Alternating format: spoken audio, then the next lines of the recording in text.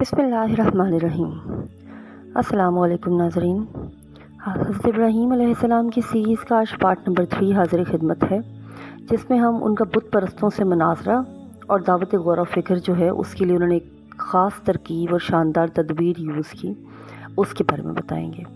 लेकिन उससे पहले गुजारिश है कि बिनते मोहम्मद स्टोरीज़ को सब्सक्राइब कर लीजिए, बेल नोटिफिकेशन ज़रूर प्रेस कर दीजिएगा। जब भी अपलोड किया जाए तो आपको फ़ौरन से पता चल जाए, और ये बिल्कुल फ्री है।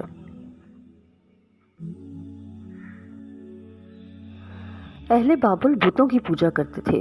हज़रत इब्राहीम अलैहिस्सलाम ने उन्हीं से बुत परस्ती के बारे में मुनाज़रा किया था और मुजस्सिमों की तोड़ फोड़ कर और उनकी तहकीर व तज़लील करके उनका बातिल होना वाज़े फरमाया था।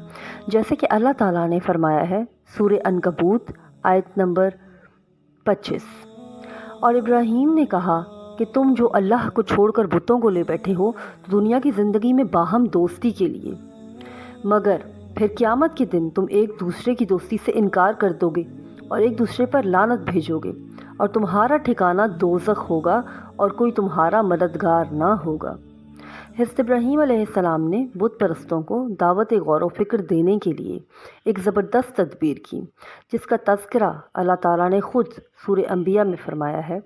इरशाद बारी ताला है सूरह अंबिया आयत नंबर 51 से लेकर 70 तक। तर्जुमा। और हमने इब्राहीम को पहले ही से हिदायत दी थी और हम उनके हाल से वाकिफ़ थे जब उन्होंने अपने बाप से कहा कि ये क्या मूर्तियां हैं जिनकी परस्तिश पर तुम मोतकिफ़ हो और कायम हो, और वो कहने लगे कि हमने अपने बाप दादा को इनकी परस्तिश करते देखा है। इब्राहीम ने कहा कि तुम भी गुमराह हो और तुम्हारे बाप दादा भी सरीह गुमराही में पड़े रहे। वो बोले, क्या तुम हमारे पास वाकई हक लाए हो या हमसे खेल की बातें करते हो?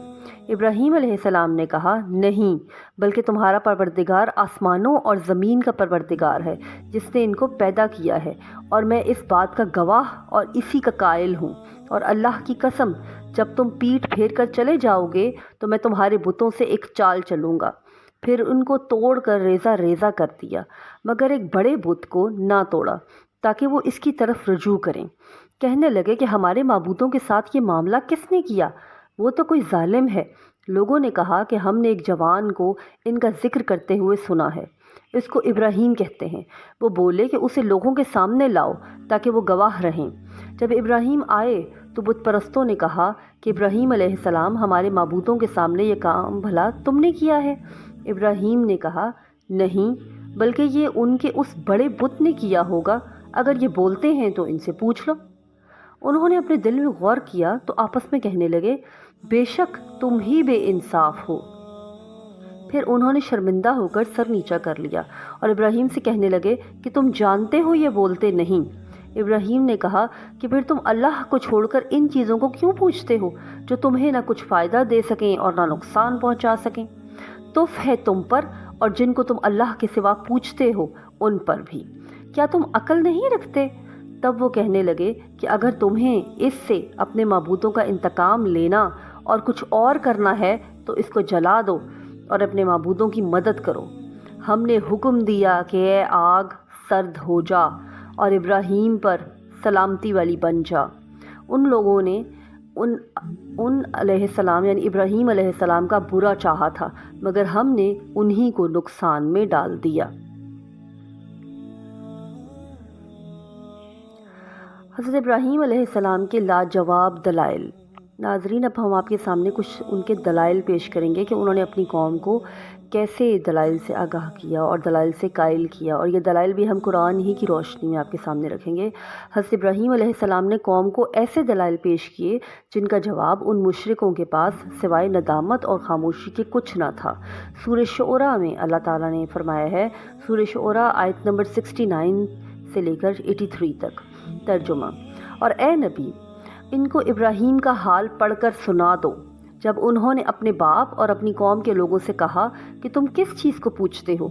वो कहने लगे कि हम उन बुतों को पूछते हैं और उनकी पूजा पर कायम हैं। इब्राहीम ने कहा कि जब तुम उनको पुकारते हो तो क्या वो तुम्हारी आवाज़ को सुनते हैं या तुम्हें कुछ फ़ायदा दे सकते हैं?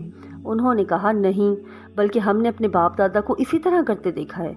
इब्राहीम ने कहा कि तुमने देखा कि जिनको तुम पूछते रहे हो तुम भी और तुम्हारे अगले बाप दादा भी, وہ میرے دشمن ہیں، لیکن اللہ رب العالمین میرا دوست ہے جس نے مجھے پیدا کیا، اور وہی میری رہنمائی فرماتا ہے، اور وہی مجھے کھلاتا اور پلاتا ہے، اور جب میں بیمار ہوتا ہوں تو مجھے شفا بخشتا ہے، اور جو مجھے مارے گا اور پھر زندہ کرے گا، اور وہ جس سے میں امید رکھتا ہوں کہ قیامت کے دن میرے گناہ بخشے گا۔ اے پروردگار، مجھے علم و دانش عطا فرما اور نیکوکاروں میں شامل کر۔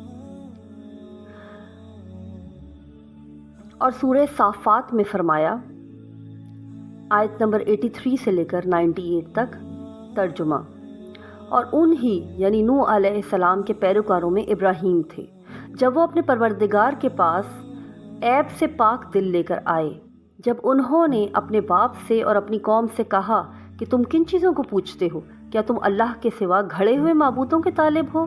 بھلا پروردگار عالم کے بارے میں تمہارا کیا خیال ہے؟ تب انہوں نے ستاروں کی طرف ایک نظر کی اور کہا، میں تو بیمار ہوں۔ تب وہ ان سے پیٹھ پھیر کر لوٹ گئے۔ پھر ابراہیم ان کے معبودوں کی طرف متوجہ ہوئے اور کہنے لگے کہ تم کھاتے کیوں نہیں؟ تمہیں کیا ہوا ہے؟ تم بولتے نہیں؟ پھر ان کو داہنے ہاتھ سے مارنا اور توڑنا شروع کیا۔ واپسی پر وہ لوگ ان کے پاس دوڑتے ہوئے آئے تو آپ نے کہا کہ تم ایسی چیزوں کو کیوں پوچھتے ہو جن کو تو خود تراشتے ہو، حالانکہ تم کو اور جو تم بناتے ہو اس کو اللہ ہی نے پیدا کیا ہے۔ وہ کہنے لگے، اس کے لیے ایک عمارت بناؤ، پھر اس کو آگ کے ڈھیر میں ڈال دو۔ غرض انہوں نے ان کے ساتھ ایک چال چلنی چاہی اور ہم نے انہی کو زیر کر دیا۔ ان آیات میں اللہ تعالیٰ نے ابراہیم علیہ السلام کے بارے میں بیان فرمایا ہے کہ انہوں نے قوم کی بت پرستی کی تردید کی اور بتوں کی تحقیر و تنقیص فرمائی اور ان سے کہا، سورہ انبیاء آیت نمبر 52، یہ کیا مورتیاں ہیں جن کی تم پرستش پر معتکف ہو اور قائم ہو؟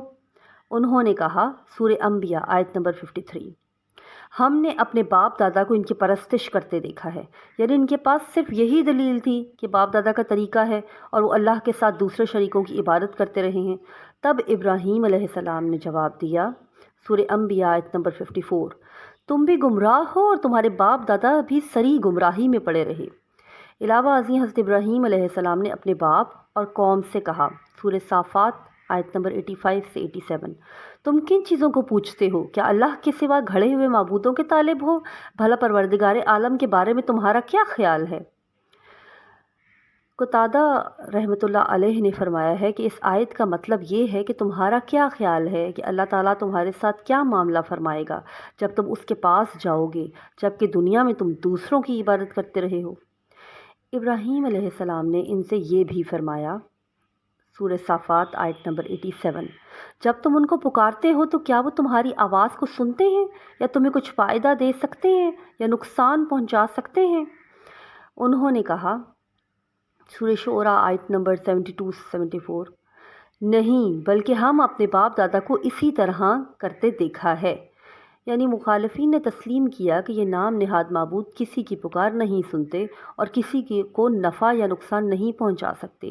ان کی پوجا کا سبب اپنے جیسے جاہل بزرگوں کی پیروی اور تقلید ہے، اسی لیے آپ نے ان سے فرمایا، سورہ شعراء آیت نمبر 75 سے 77، تم نے دیکھا کہ جن کو تم پوجتے رہے، تم بھی اور تمہارے اگلے باپ دادا بھی، وہ میرے دشمن ہیں، لیکن رب العالمین میرا دوست ہے۔ یہ ایک ناقابل تردید ثبوت ہے کہ بتوں کی الوہیت کا دعویٰ باطل ہے، یعنی وہ جو ہیں وہ کوئی وحدانیت نہیں رکھتے، کوئی حق نہیں رکھتے، کوئی پاور نہیں رکھتے، کیونکہ ابراہیم علیہ السلام نے ان سے بیزاری کا اظہار فرمایا اور ان کی توہین کی۔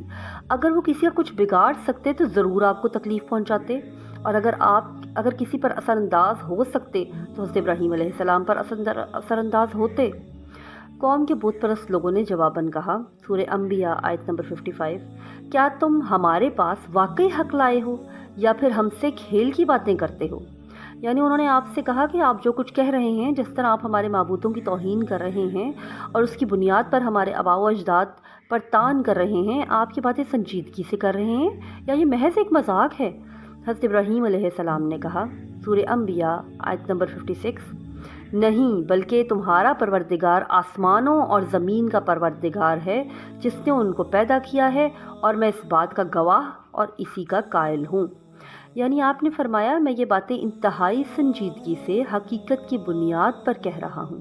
تمہارا اصل معبود وہ ہے جس کے سوا کوئی عبادت کا مستحق نہیں، وہ تمہارا بلکہ ہر چیز کا رب ہے۔ اس نے آسمان اور زمین کو بے مثال پیدا کیا ہے، لہٰذا وہی اکیلا عبادت کا مستحق ہے، اس کا کوئی شریک نہیں، اور میں اس حقیقت کی گواہی دیتا ہوں۔ ابراہیم علیہ السلام نے فرمایا، سورہ انبیاء آیت نمبر 57، اور اللہ کی قسم جب تم پیٹھ پھیر کر چلے جاؤ گے تو میں تمہارے بتوں میں سے ایک چال چلوں گا۔ آپ نے قسم کھا لی کہ جب وہ لوگ جشن منانے چلے جائیں گے تو آپ ان بتوں کے بارے میں کوئی تدبیر کریں گے جنہیں وہ پوجتے ہیں۔ بعض علماء نے فرمایا ابراہیم علیہ السلام نے یہ بات دل میں کہی تھی۔ حضرت ابن مسعود رضی اللہ تعالیٰ عنہ کا کہنا ہے کہ بعض افراد نے آپ کی زبان سے یہ بات سن لی تھی۔ ناظرین، آج کے لیے بس اتنا ہی۔ اگلی ویڈیو میں ہم انشاءاللہ تعالیٰ ان کی قوم کا جشن، اور جب وہ قوم کی جشن کے لیے گئے تو حضرت ابراہیم علیہ السلام نے بت شکنی کیسے کی، اس کا تمام واقعہ بیان کریں گے، آپ کی پیش خدمت کریں گے انشاءاللہ العزیز۔ اللہ حافظ۔